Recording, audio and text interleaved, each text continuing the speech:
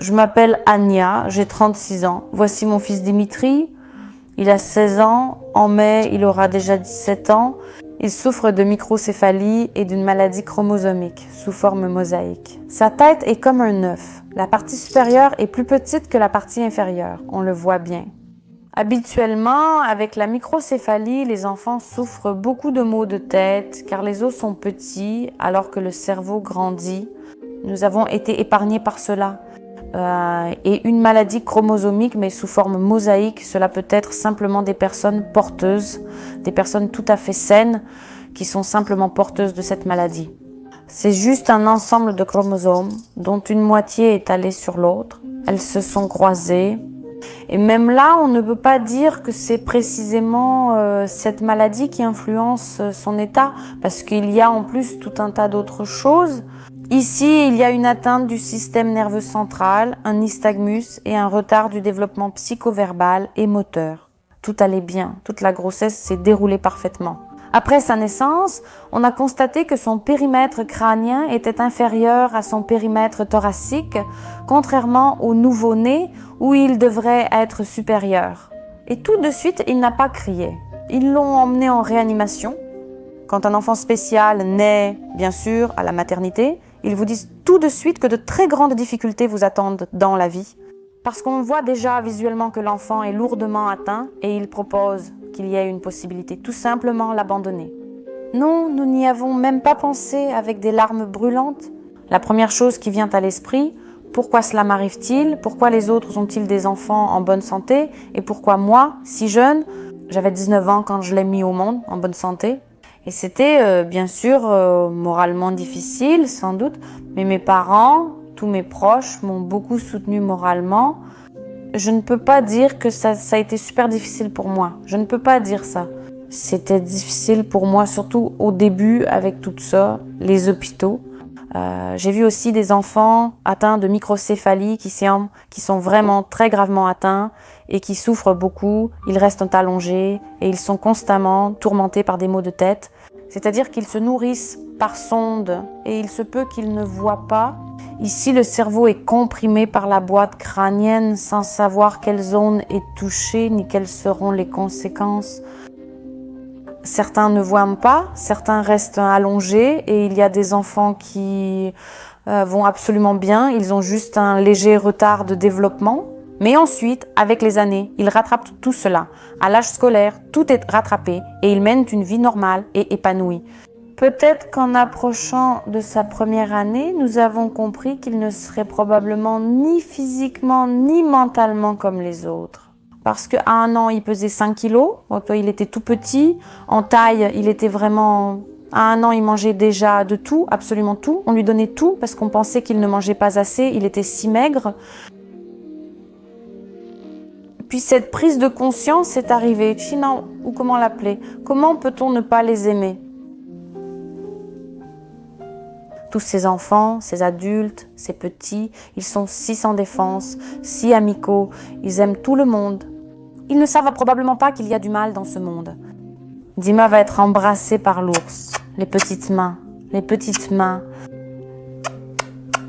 Dima est tout mignon. L'ours veut le manger. Miam, miam, miam. Miam, miam, miam. Et les petits pieds, où sont les pieds de Dima? Il faut aussi embrasser les pieds. Qui est-ce qui est si mignon ici? Il n'a aucune crise, il ne pleure que lorsqu'il a vraiment mal, quand quelque chose lui fait vraiment mal. Eh bien, Dima, bien sûr, il ne mange pas tout seul, il ne s'habille pas tout seul, il ne m'aide même pas.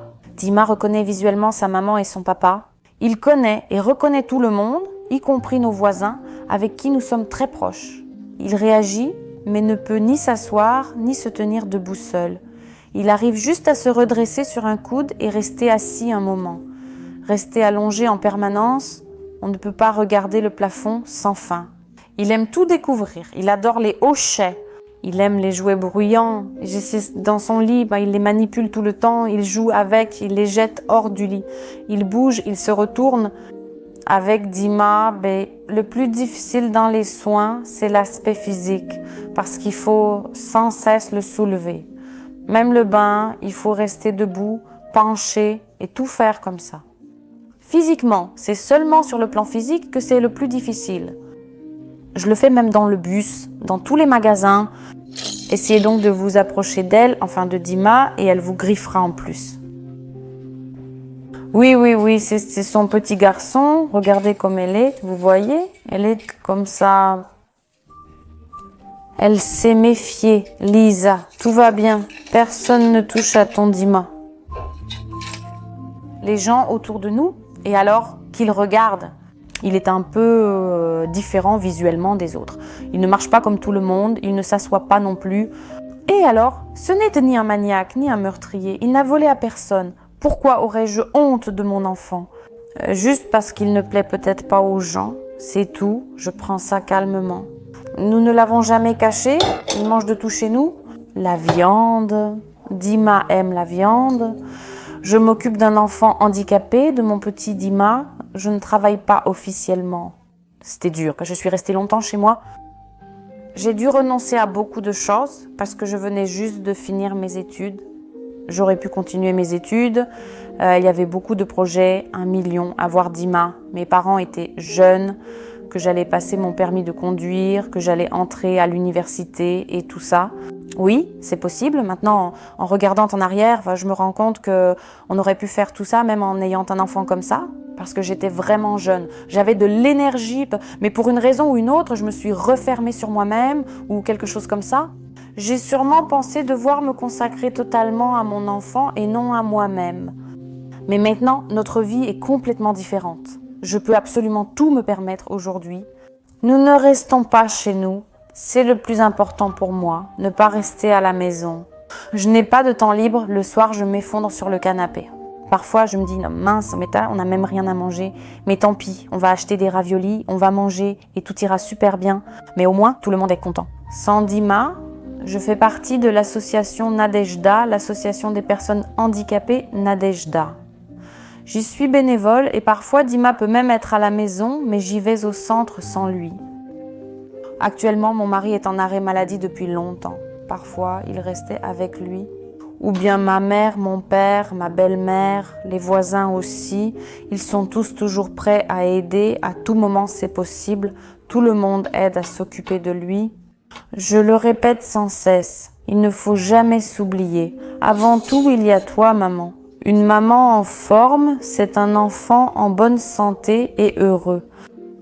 Il le faut. C'est même vraiment nécessaire, si c'est possible, de laisser un enfant comme ça, avec les grands-mères, partir avec famille, amis, mari ou qui tu veux, pour toute sortie ou vacances. Dima aime vraiment la communication. Oui, il aime beaucoup les enfants. Nous sommes très nombreux.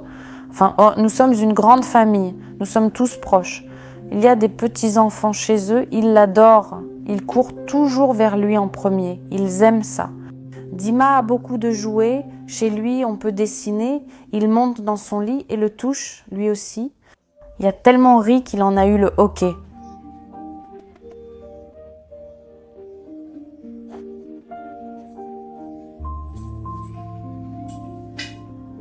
Nous nous sommes séparés avec le père de Dimitri quand Dima avait 4 ans. Il s'intéresse à Dima. Je ne peux rien dire de mal sur lui, mais ça n'a pas marché entre nous.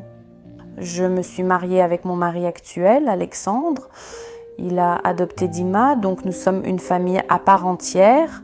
Je ne peux pas dire que c'est à cause de Dima, vraiment. Peut-être... Beaucoup de gens disent que, vous savez, les hommes ne tiennent pas le coup. Ce n'est pas vrai. Nous sommes ensemble depuis 12 ans et il a surmonté bien des épreuves avec nous. C'est pourquoi je doute qu'il parte juste à cause d'un enfant malade. Avec mon mari actuel, quand nous nous sommes rencontrés, et probablement lors de notre 2e rendez-vous, si on peut l'appeler ainsi, nous avons parlé et je lui ai dit que j'avais un enfant malade. Il est venu, il a vu. Ensuite, tout s'est enchaîné très vite entre nous. Je comprends, c'était sûrement très difficile pour lui quand il ne dormait pas la nuit. Et moi, tout d'abord, Dimitri prenait beaucoup de temps. Il en prenait quand il était petit parce qu'il était capricieux. Il tombait souvent malade et tout ça. Eh bien, d'une certaine manière, je pense que mon mari a aussi accepté Dima. Au début, oui, nous pensions probablement que nous allions tout faire. C'est possible maintenant, pourquoi pas.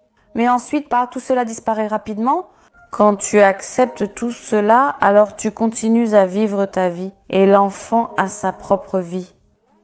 Et ensemble, vous êtes une famille. Parce que tu ne deviens pas folle de désespoir, parce que tu dois quand même comprendre avec ta tête ce qui se passe ici. Physiquement, il ne pourra pas être en bonne santé, c'est-à-dire ni mentalement ni physiquement. Et plus vite tu comprendras tout ça, plus vite ta mère sera tranquille et tu ne feras pas souffrir ton enfant. Eh bien, je n'aime pas pleurer à cause de mes problèmes devant quelqu'un. Vous êtes une battante. Ouais, je suis une battante parce qu'il y a une grande armée derrière moi. C'est très difficile toute seule, très difficile. Il est très important d'avoir du soutien, vraiment très important. Parce qu'on ne peut pas se battre seul, et c'est vrai. Avez-vous envisagé l'avenir de Dima? Bien sûr, nous y avons pensé. Nous y pensons, et c'est un sujet douloureux. Que se passera-t-il quand je ne serai plus là? Qu'adviendra-t-il de mon enfant? Ce n'est pas normal que les parents enterrent leurs enfants. Ce n'est pas normal. Mais je pense que dans notre cas, c'est particulier et que cela doit être ainsi. Je connais beaucoup de cas où des mamans partent, laissant derrière elles de tels enfants, et ils deviennent alors des enfants dont personne ne veut. Ce n'est pas toutes les mamans qui comprennent ou acceptent cela, car c'est vraiment un sujet difficile. Eh bien, j'en parle tout à fait calmement, et c'est normal, et ce sera mieux pour nous tous. Je suis déjà fatiguée. D'accord, j'ai vu. Tu as déjà vu Netsepa? Microphone. Tu as déjà tout vu, tu ne quittes pas des yeux, et on ne t'a même pas laissé toucher. Allez, laissez-moi toucher.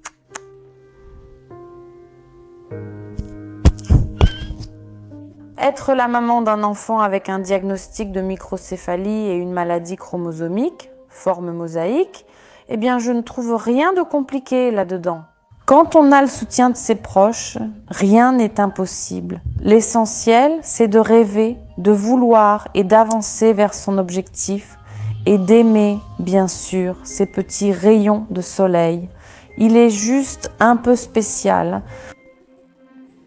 Oui, tu es juste un petit peu, tu es un gentil garçon, oui. Tu es notre rayon de soleil. Toutes les mamans aiment beaucoup leurs enfants, non ?